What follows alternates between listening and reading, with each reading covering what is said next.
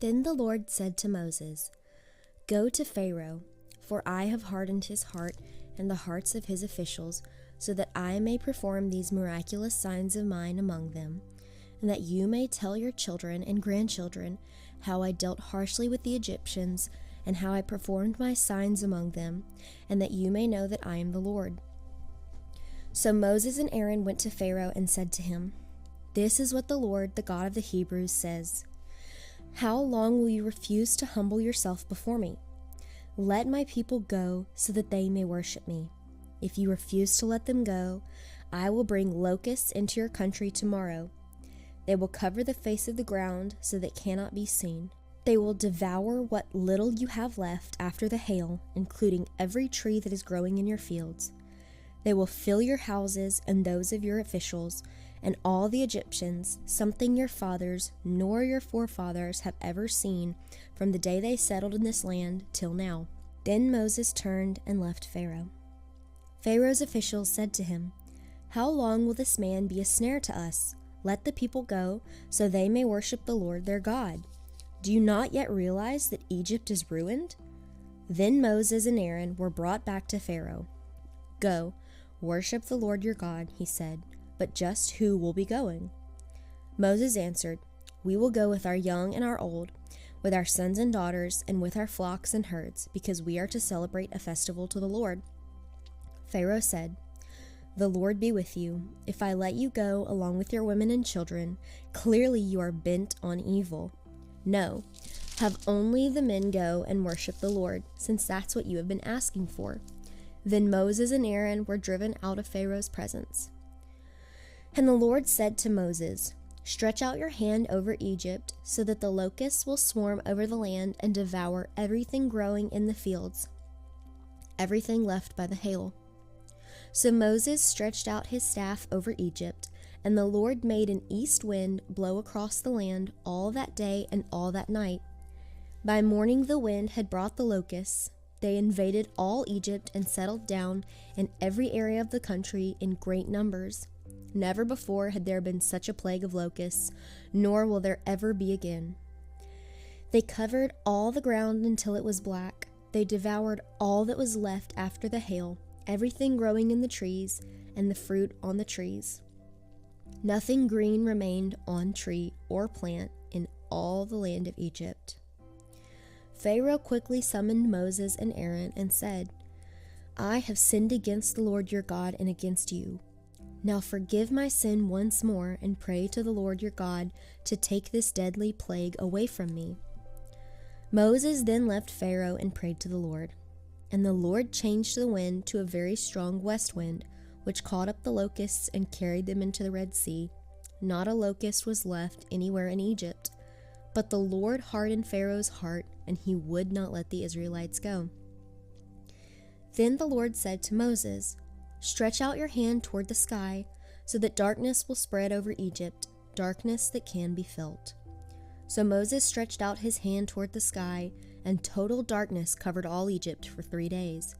No one could see anyone else or leave his place for 3 days. Yet all the Israelites had light in the places where they lived.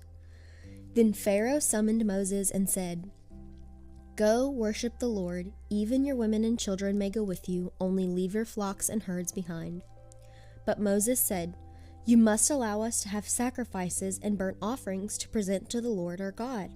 Our livestock too must go with us. Not a hoof is to be left behind. We have to use some of them in worshiping the Lord our God, and until we get there, we will not know what we are to use to worship the Lord." But the Lord hardened Pharaoh's heart, and he was not willing to let them go. Pharaoh said to Moses, "Get out of my sight. Make sure you do not appear before me again. The day you see my face, you will die." "Just as you say," Moses replied. "I will never appear before you again." Now the Lord had said to Moses, "I will bring one more plague on Pharaoh and on Egypt. After that, he will let you go from here, and when he does, he will drive you out completely. Tell the people that men and women alike are to ask their neighbors for articles of silver and gold. The Lord made the Egyptians favorably disposed toward the people, and Moses himself was highly regarded in Egypt by Pharaoh's officials and by the people. So Moses said, "This is what the Lord says, about midnight I will go throughout Egypt. Every firstborn son in Egypt will die, from the firstborn son of Pharaoh who sits on the throne to the firstborn son of the slave girl who is at her handmill, and all the firstborn of the cattle as well. There will be loud wailing throughout Egypt, worse than there has ever been or ever will be again. But among the Israelites, not a dog will bark at any man or animal. Then you will know that the Lord makes a distinction between Egypt and Israel. All these officials of yours will come to me, bowing down before me and saying, 'Go, you and all the people who follow you. After that I will leave.' Then Moses, hot with anger, left Pharaoh. The Lord had said to Moses, 'Pharaoh will refuse to listen to you, so that my wonders may be multiplied in Egypt.' Moses and Aaron performed all these wonders before Pharaoh, but the Lord hardened Pharaoh's heart, and he would not let the Israelites go out of his country. The Lord said to Moses and Aaron in Egypt, 'This month is to be for you the first month of your year. Tell the whole community of Israel that on the 10th day of this month, each man is to take a lamb for his family, one for each household.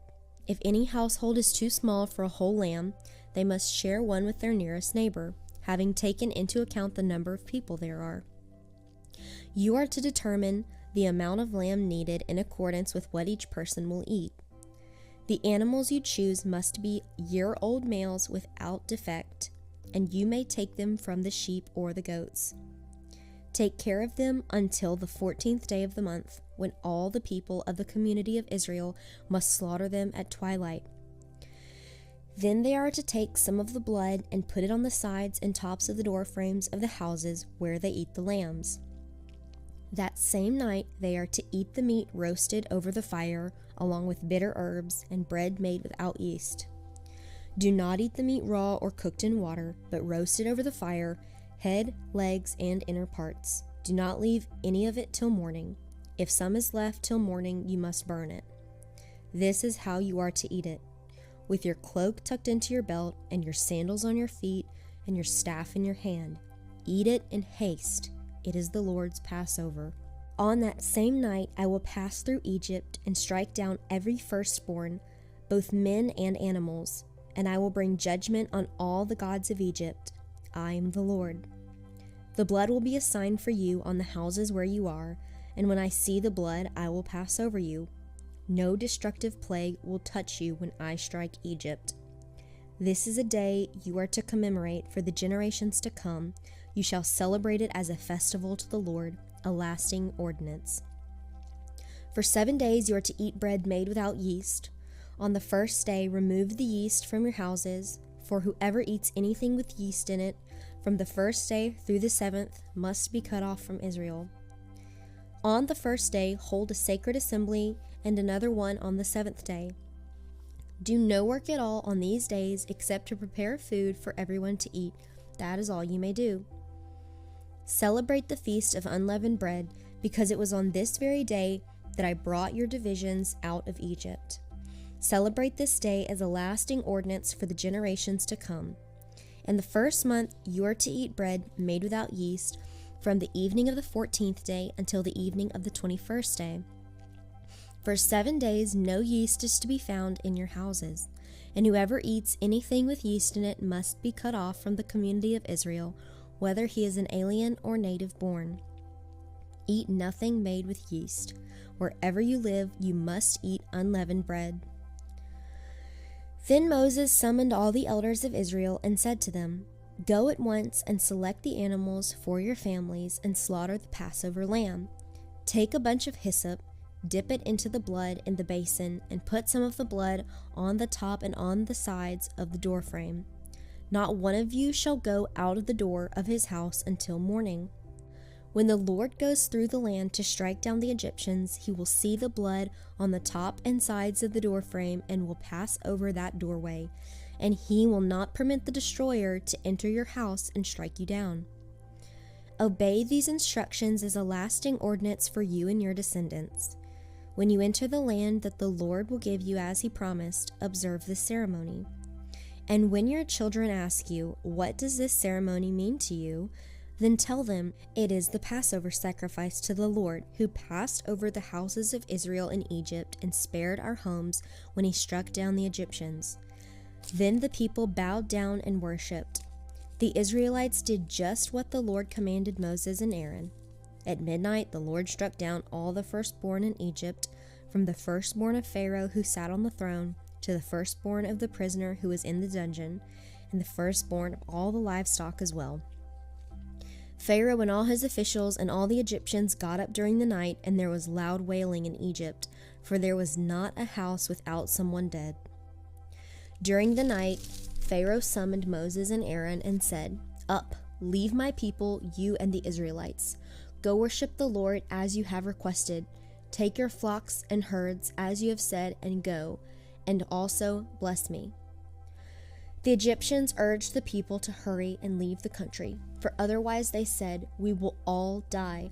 So the people took their dough before the yeast was added and carried it on their shoulders in kneading troughs, wrapped in clothing. The Israelites did as Moses instructed and asked the Egyptians for articles of silver and gold and for clothing. The Lord had made the Egyptians favorably disposed toward the people, and they gave them what they asked for, so they plundered the Egyptians. The Israelites journeyed from Ramses to Succoth. There were about 600,000 men on foot, besides women and children. Many other people went up with them as well, as large droves of livestock, both flocks and herds. With the dough they had brought from Egypt, they baked cakes of unleavened bread. The dough was without yeast, because they had been driven out of Egypt and did not have time to prepare the food for themselves. Now the length of time the Israelite people lived in Egypt was 430 years. At the end of the 430 years, to the very day, all the Lord's divisions left Egypt, because the Lord kept vigil that night to bring them out of Egypt.